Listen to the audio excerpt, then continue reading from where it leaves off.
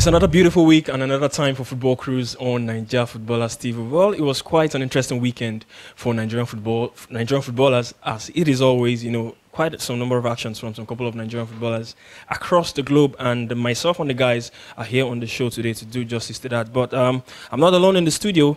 I still have me, Lamid, in the studio today. Lamid, how are you doing? And how was the weekend?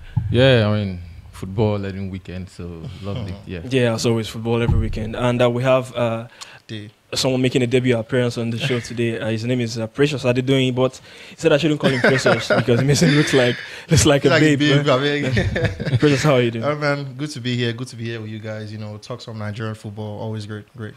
All right, so you've heard from the guys, and we'll be doing justice to the show today. And the Super Eagles manager, Augustine Egavon, has been, in and around the UK paying visits to players. But what is he up to? All this and more. We'll be doing justice to that on the show. Don't to go anywhere. We're going on a quick break now. We'll be right back after this. Welcome back, guys. It is still Football Cruise on Naija Footballers TV, and the guys are still with me in the studio. Now, guys, the Super Eagles, up next for the Super Eagles is Ghana. I was still days away to that fixture. But the manager, Augustine Egavon, has been, traveling around. We saw images with him and Lukman, Ndidi, and the likes. Now, we're a few weeks away. 2 weeks before that game against Ghana, the squad... 2 weeks already? No, 2 weeks before that game. Oh, okay. So I'm not saying 2 weeks before the game, but before that game, the squad will be out normally and all that. So, I don't know, it makes me think, would there be someone possibly get crashed in that list? We all saw the fallout from the AFCON.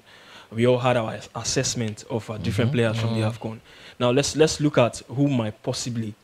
make the list for that game against Ghana. Let's look at the goalkeeping positions now. There's been a lot of talk around the goalkeepers and all that. Maduka Okoye has been, getting the sticks a lot. Oh, fine boy. He's been getting the sticks a lot. Lamid, I don't know, would you want to see a change in the goalkeeping department? Of course, our three regulars are Akpeyi, Francis Uzoho, and of course, Maduka Okoye. Would you want to see someone new come in, or do you want to see a change of first choice? Okoye dropping, or what do you make of that goalkeeping position for the Super Eagles?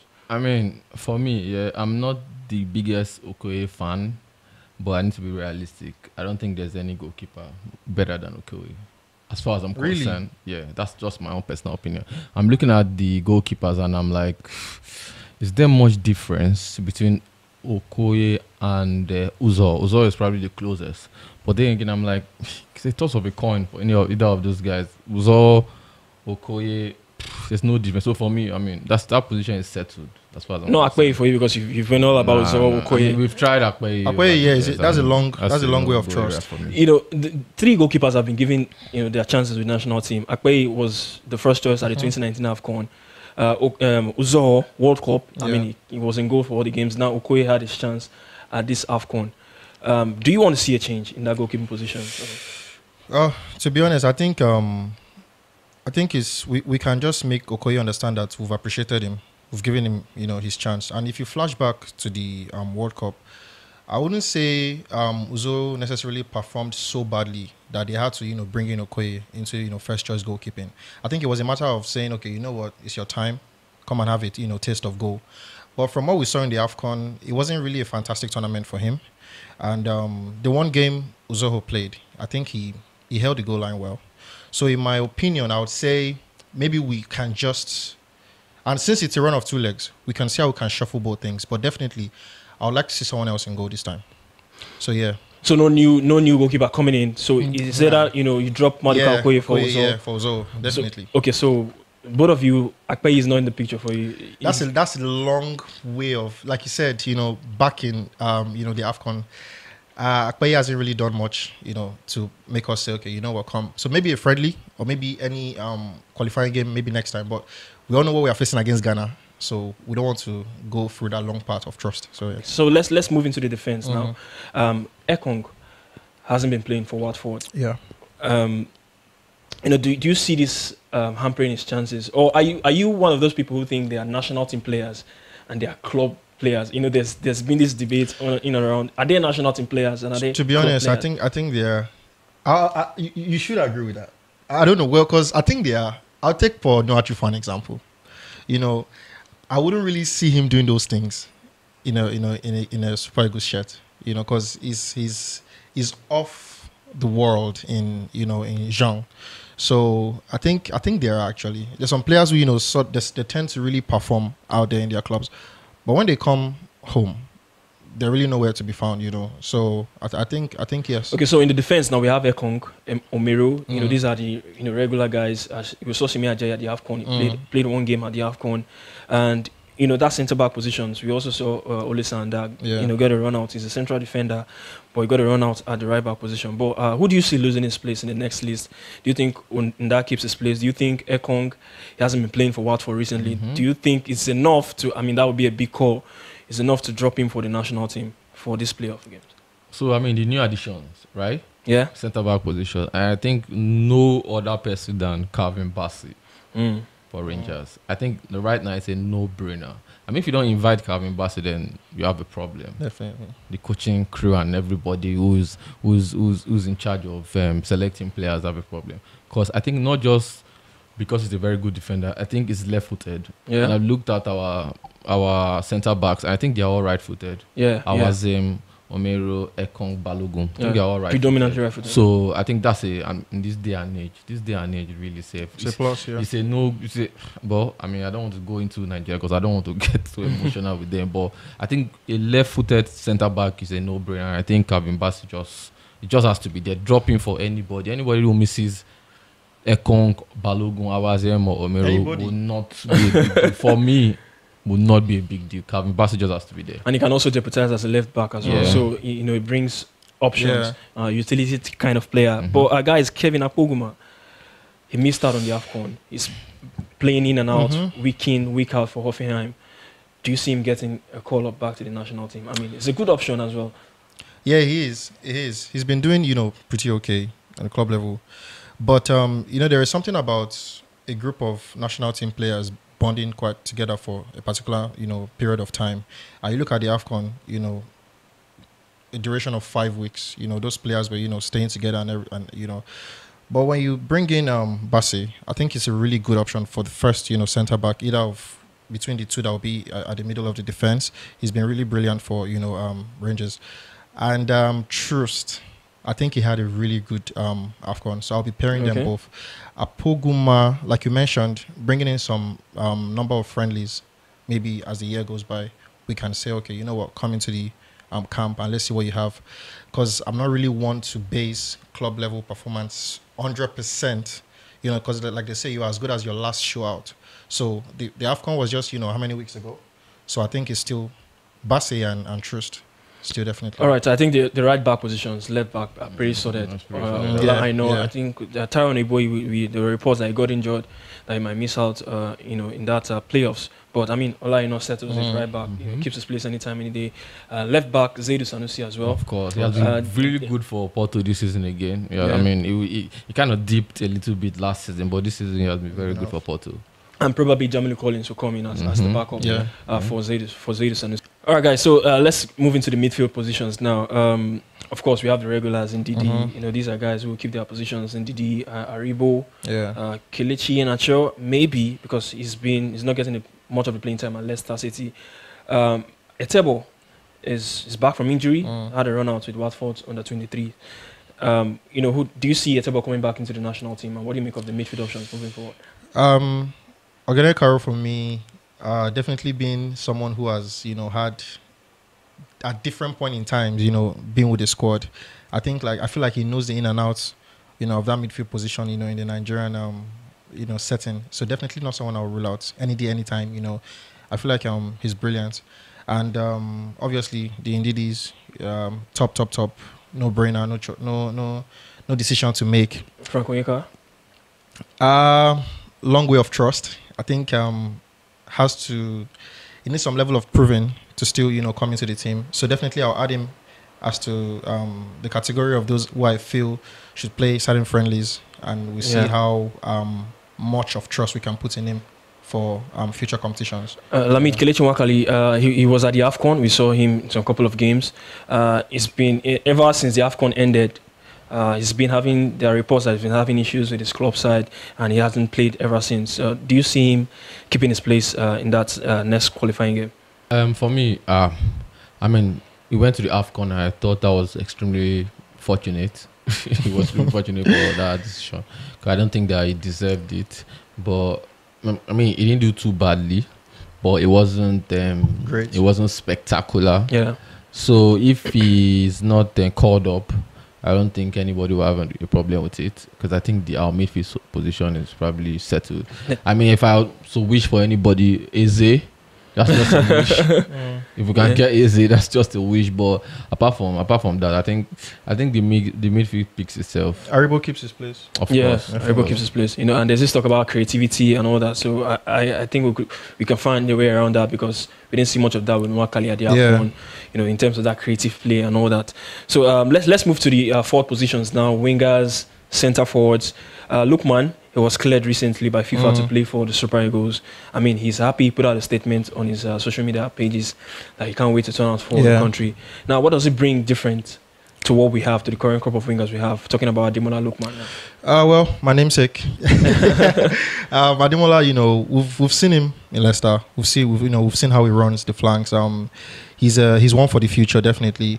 But in terms of your question as to what different, he brings, I think when we bring out someone like the likes of Moses Simon, I would say it's definitely not much. On the part of Simon, we've seen on the club level. I mean, you look at the game against PSG, how many days ago. So, Lookman, it's interesting. We're happy, obviously, because we can see he's one for the future. But I think him coming into the team and just breaking it like that, it's not really something I'm up for. So, yeah, he might just come in for depth, maybe as like backup stuff. But I think he has a few to prove on the national side before we can say, okay, you know what, get him in. All right, so Chukwueze, I mean, it's just unfortunate. He wasn't in action. He came off the bench in Villarreal's game this past weekend, and the player that played in place of him scored 4 goals. Such coincidence. But I mean, he's the only natural left-footed winger we have for the Super Eagles. So do you see him keeping his place ahead of that game against Ghana in that playoffs? I mean, personally, I don't think he should keep his place, because I think, you don't think Chukwueze very, very honest, Chukwueze has dipped a little bit the past 12 months. You look at his career and everything. So I think that's why it's a good thing. I mean, I agree, it's naturally left-footed, but I think Dennis is a name that we see him coming back. That's going to a point where we cannot ignore that guy anymore. Are the verse for Dennis, sure? We cannot ignore him anymore. I think that's a no-brainer now. So I think Chukwueze, he has a lot of fight on his hands. What's your take on Lookman? Good move. I mean, squad player, and I think it brings a lot of direct play. So he's a very good goal scorer also. I mean, it's a goal threat. I think apart from Osimhen, I think the problem we mostly had this Nations Cup, but we knew that Osimhen not going to be in Nations Cup was going to be a problem. Okay, then we thought it sorted itself out until the Tunisia game, where it kind of hit us hard again that without Osimhen goals, we can hardly see the goals. As good as Moses Simon was, he scored 1 goal in the tournament. Yeah. So I think goals. I mean, Lookman goals, and that's it for me. And you touched on Osimhen. Let's go to the centre forward positions now. Osimhen, definitely no brainer. Is coming back to the team if he's not injured. Igalo, we saw the NFF president, pay him a visit. When they play the club World Cup. So that might just give us a hint that he's coming back to the national team after the AFCON debacle. And now the bone of contention here are the other options. Umar Sadiq, we saw him at the AFCON. Taiwo Awoniyi, we also saw him at the AFCON. Paul Onuachu, ever since he got back from his hamstring injury, has been scoring goals for Genk. Now looking at these other options, aside Igalo, Osimhen, who we think are shoe-in getting into the squad, what do you make of these other striking options? Oh wait, sorry, is it that we don't reason Anthony? No, that's they can't call him up. We can't call him up for this playoffs. I mean, we can't. I don't think he's going to get called up for this Ghana game. Maybe so we shouldn't even add him to the conversation. I don't know. What do you think of that centre forward positions? Well, okay. There's a lot of debates there, definitely. Osimhen, we wanted him, in the AFCON, and since coming back from injuries, we can see he's been quite, trying to get back to his status quo as to his performance. So I'm not going to bring him in. Osimhen? Yeah. Oh, really? Yeah. I think he's not as enemy of progress. Why would you bring him in? Just tell us you're Ghanaian now. Let us know. It's really not that. Well, maybe. Look, the AFCON. I think the Tunisia game was just an eye opener. We were good for that competition. I'll keep things as they were. If Osimhen comes, fine, okay, no problem. I'll have him. We accommodate him definitely for depth. But I wouldn't say, okay, you know what, Osimhen, okay, that's like the person I want to know. Because I feel like Kelechi, quite fantastic. Moving up front there. What's his name? Awoni as well. I think we're sorted. I wouldn't say we definitely necessarily need. So are you saying you're not going to bring in Osimhen because of the fact that he's still trying to get back to full fitness, or you just don't see, because this is the gap between the AFCON and now playing Ghana isn't so much. I feel like that chemistry still lies, in the team. You're bringing Osimhen in, someone who didn't come for the AFCON. I feel like you're disrupting things. But he's been there before the AFCON. He's been there for years. The AFCON was just how many weeks? Yeah, but then the AFCON itself was a different competition. It was a different period for those guys to bond, in my opinion. And then you're bringing Osimhen in now, who had an injury, who didn't play for more than a month. Yeah. I just feel it would disrupt things up front. Fine, we got exposed against Tunisia, but I think I still greatly feel we're sorted up front. So I wouldn't necessarily say, oh, we need for this game. Yeah, I'm sorry. Yeah, I know I'll be breaking a lot of hearts, but it's just me, man. Elamid, I don't know if you agree with that, but what do you make of the other options, Umar Sadiq and Paul Onachu as well? I mean, Osimhen, of course. I mean, is a no-brainer start. Even though his form has not been fantastic for his club side, and we know why, because Napoli are a very, very annoying team. It's their style of football is just one of the. You're spoiling. I don't even want to go to that point now. I think Osimhen is just heads and shoulders above all the strikers we have in the national team, all of them. So I think Osimhen has to be there. Taiwo Awoni, Umar Sadiq, Paul Onachu. It's something about Awoni. For me, it will still be Paul Onachu. I'm sorry. Definitely. I'm sorry, I'll go for Paul as well. I don't think Awoni and Sadiq cuts it for me. But guys, do you agree with that thought that they are national team players and they are club players, and why is it so? I mean, for me, I think is so they are players. They are just built for cup competitions. Yeah, that's how I look at it. And they are so most times national team football most of the times are like literally one-off games. Okay, so you go to and play for a national team. You play for instance, this World Cup qualifier. You are playing 2 games. Okay, yeah. As some players who can be fantastic in 2 games, but in a league, in a 38 league fixture, 38 league run in a league, I mean, they found once in lots of the games. So I think that's why I look at it from. I don't think there's much difference apart from the pressure. I mean, you're representing 200 or something million people as a country, and you go to a club and you're representing. I mean, there's obviously a big difference there. But I think apart from that, I think is like I said, it's not much of a difference at the end of the day. I just think it's a mentality thing. Ade, for you, what do you think? Yeah, definitely. I think there are club players and national team players. We've seen players turn up for this country in time past, but when you look at their power on the club level, it's like, really? And I think I'll pick someone like Onachu, for a great example. We all see what he's done at Jean. Highly celebrated there, he's becoming like a god sort of. But in different times past, coming to the Super Eagles, we're like, we really want to see what you do in Europe here. I still back him. I still support him. I would love to see him. But to answer your question, definitely some players tend to find one thing in national level. It happens. But like you said, yeah, it's more of a mentality thing than the actual circumstance. You're coming back home, you're bonding with your national teammates. It's a different setting entirely. And the duration of games as well. A season is a long season.